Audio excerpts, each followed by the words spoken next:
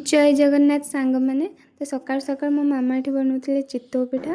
आउे मो शिष्य देखूँ सी बस खरारे बापा टे नहीं आसते छणाछुणी आम चितौ पिठा तरकारी से गुड़ा खाई एपटे मो मामा बनाते मटन तरकारी से बाहर एपाई बनाते कहीं मो भौणी आम दिज खाऊना नॉनवेज तो ये देखो मो भौणी सी बनाऊँ मशरूम रेडी कर तार रेसिपीटा मुझे शेयर करी नेक्स्ट वीडियो रे कहीं से बहुत ही टेस्टी बनाए तो कौन गोटे सिक्रेट जिनस ढारदे कि पचारे से कहना एत टेस्टी लगे आपमती भी खाईपर बहुत ही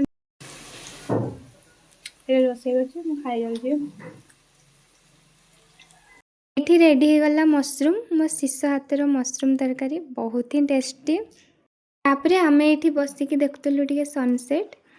ये मो शिष्य आणिक मत मिठा खुची तापर एपटे बसिकी मु पाठ पढ़ुली सेपटे मो मामा छाणुले पापड़ और मो भौणी बसिकी खाऊँ मु देखिक रही पार्लिनी मुझे गली खायापी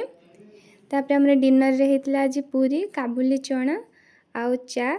जोटा कि मो भौणी को मत पूरी सहित चा बहुत ही पसंद रोचे सांग मैंने देखा नेक्स्ट ब्लॉग रे।